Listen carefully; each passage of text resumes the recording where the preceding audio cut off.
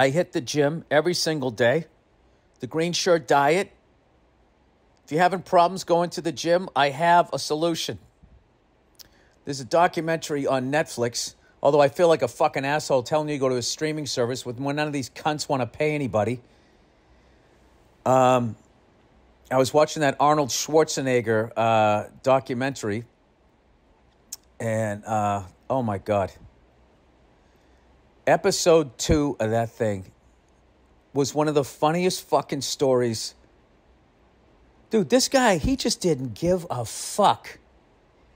He went from a bodybuilder, he wants to be an actor, and somehow he starts buying real estate because he heard it was a good investment. He was like, I became a millionaire before I even, tried to act. So then I didn't have to do the bullshit parts.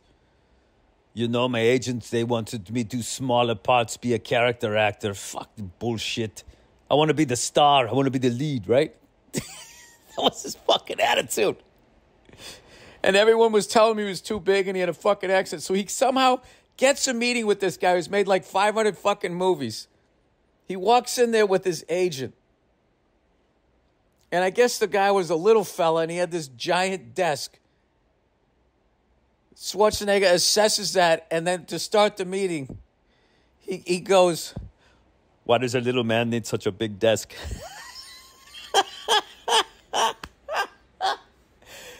The fucking dude lost his mind. The little guy got all mad, and he starts, yeah, fuck you, I'm not going to use you. Can I use you? He's Italian, right? Off the boat. He goes, I cannot use you. He goes, you have an accent. And Schwarzenegger goes, you have an accent too. He fucking threw him out of his office. He goes, he was walking out of his office and his fucking agent was yelling at him, going, that meeting was 1:45 seconds. In the history of Hollywood, there's never been a faster meeting. I got to tell you something, man. The brains and the balls on that guy. I mean, I've not stopped thinking about that. How he went in there and just like the power that guy had. It's all dependent on the person he's talking to giving a fuck. And the fact that Schwarzenegger did not give a fuck, the floor went out from underneath this little guy and he didn't know what to do. I'm sure he tried to fucking stop him from... Long story short is the guy ended up producing Conan the Barbarian, and Schwarzenegger was up for the role and he didn't want him to get the role, and Schwarzenegger killed it. He still got it. So the little fella comes down to the set on one of the days and he watches Schwarzenegger, and Schwarzenegger is killing it.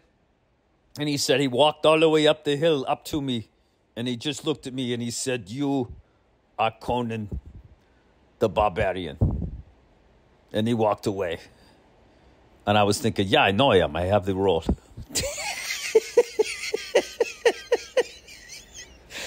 Dude, that fucking ice cold logic. All right? The only time I ever heard it like that was when I was in Finland. There's something. You get into a part of fucking Europe. I don't know what the background is for that mindset, but it is astounding when you run into it. Just fucking straight facts or whatever. But just like, it was so inspiring because I've seen a ton of people pretending like they don't give a fuck. But like, to believe in yourself to that level, I don't even know what. Then I'm thinking, well, maybe he just went in there and he was so competitive that he was actually like legitimately asking, why does a little guy need such a big desk? Like he was trying to figure him out. Like, what are you doing, with your little socks and shoes over there and your little pants? Like, why do you need this big fucking desk? Did it like intrigue him? It's going to torture me for the rest of my life. Was he straight up fucking with the guy, or did it not add up? Like a cop. on the beat for fucking 25 years. It just doesn't make sense. Doesn't add up. And he stopped, Columbo, he comes back. It's just one more thing. Why is there, as a little fellow, why come you got such a big desk? And then when the guy got mad, he didn't even flinch and fucking beat him in point counterpoint. It was just, I'm telling you, you got to watch the thing. I remember everybody used to make fun of him, too, when he would drive around in the Hummers. None of us knew that he was in the army in Austria and was a tank driver. He used to drive around in a tank with a fucking cigar hanging out of his mouth. I mean, the guy is just like, I don't even know what. It's unreal. You become like, you just watch the fucking thing. After the strike. I'm not allowed to promote any projects, but I'm not in that one. But I will tell you, I watched that fucking thing, and it's like, all right, I'm not going to get on a fucking elliptical tomorrow. I throw the weights around a little bit, I finally given in to my age. I just take low weight, and I just do high reps. I work all the muscle groups. I have a picture in my mind that I'm willing my body. I just have his fucking voice in my head. I have to watch that episode again. Do you know when somebody just does something so cool, like you wished you did it? And then you start fantasizing that you actually did it. That shit was so fucking cool. I wish I did it, but I can't even trick my own mind in thinking that I would ever do something that as cool as that.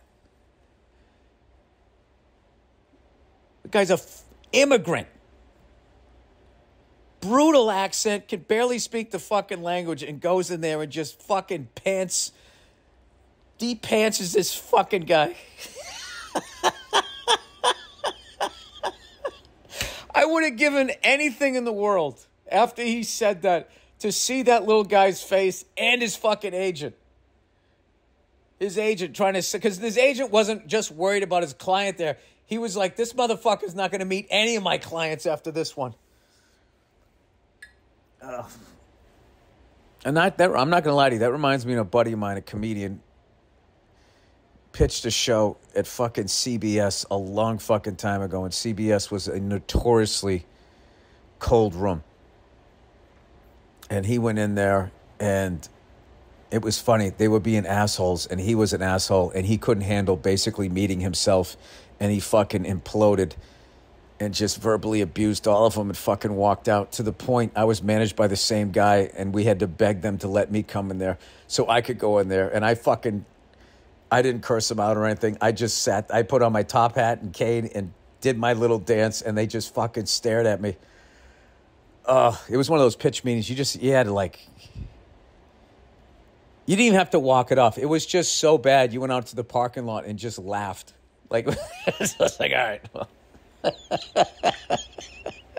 It didn't even hurt because you could feel there was no hope even just walking in there. So, and that happened to me a lot. So just seeing Schwarzenegger go walking in on one of his first ones and to fucking ask that question, oh my God, it's just like poetry. Absolute poetry. Anyway, I was really fucking excited about how those sets went this weekend, and I kind of have more material than I know what to do with, which is not a feeling I've had in a while. So, I even have a hand job joke that I didn't even fucking do. Oh, speaking of which, hang on a second. That's funny. I put you guys on hold.